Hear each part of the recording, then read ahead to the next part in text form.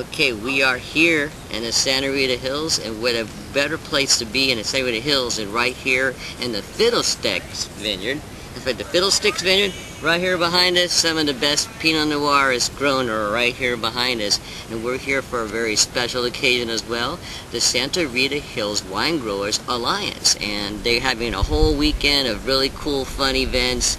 There's a gala celebration tonight, a grand tasting at the La Parisma Mission, which is really looking forward to. However, we're starting the day off with some legends. Speaking about legends, we got a bunch of them in the barn right over here.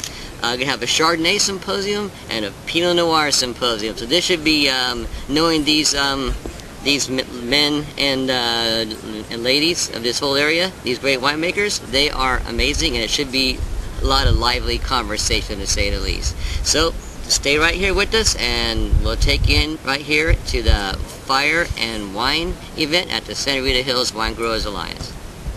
I have some amazing and beautiful things, and I'd love you guys to pass this around.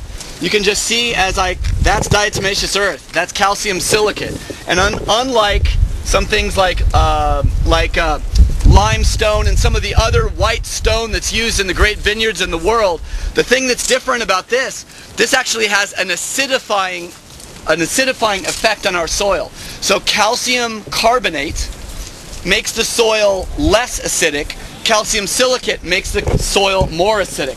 Why does that matter? Two reasons. One is it's another reason that our vines grow small, compact, small berries, small clusters, and that's where you get the color and the intensity that brings the Oregon people down here asking questions like, how much Syrah are you putting in your Pinot? And if I was making Pinot Noirs the color sort of rosé, I would be bitter too.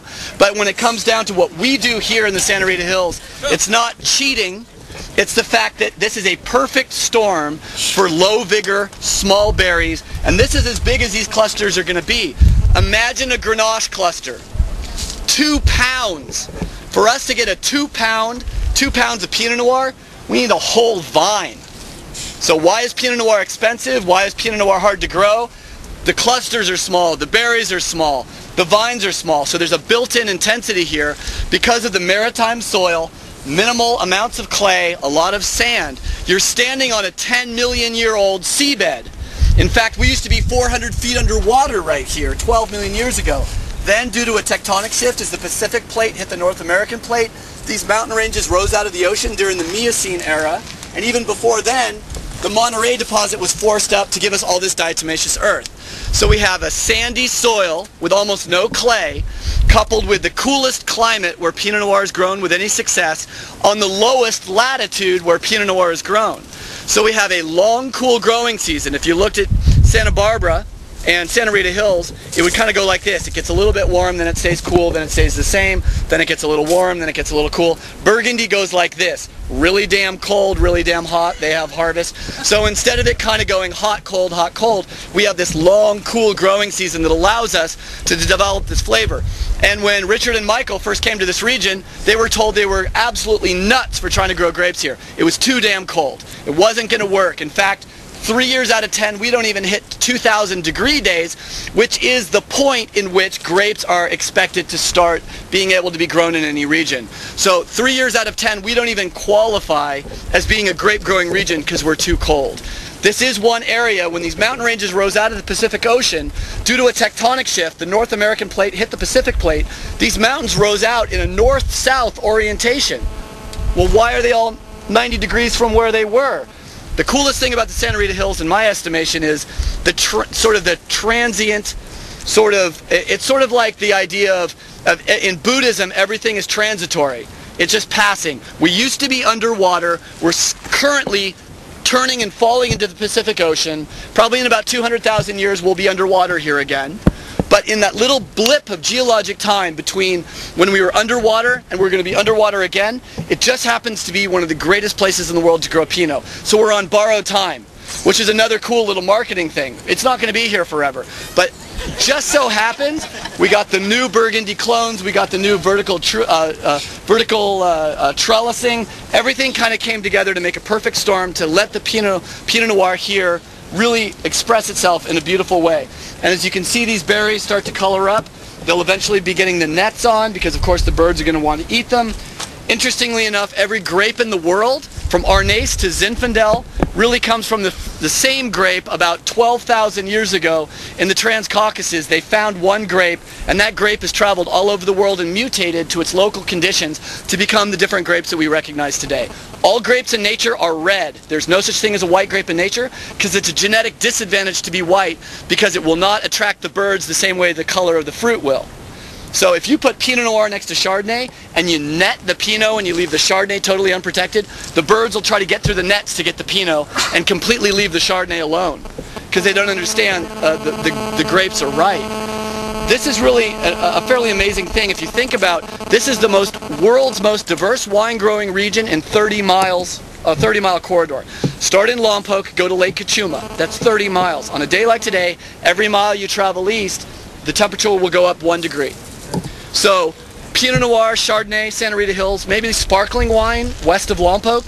If anyone's crazy or has more money than they know what to do with, I would say it would be a beautiful champagne kind of region west of Lompoc. Santarita Hills, cool climate.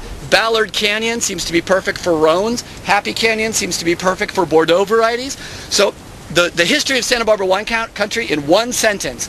Pinot Noir travels west, Cabernet travels east. You may not know, but some of the first Cabernet ever grown in Santa Barbara County was in the Sanford and Benedict vineyard. They planted a lot of Merlot over in Sanford and Benedict.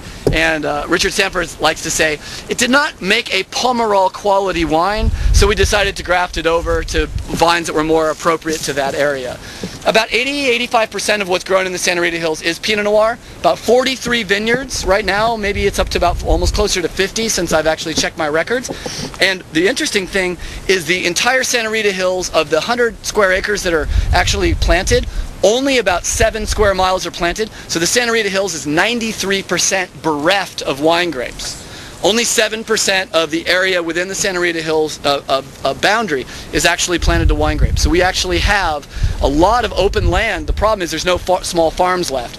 The last kind of huge open areas of land are in generally large family farms, and they continue to do cattle farming and some of the other stuff. And it's illegal in the county of Santa Barbara to subdivide an agricultural parcel under 100 acres.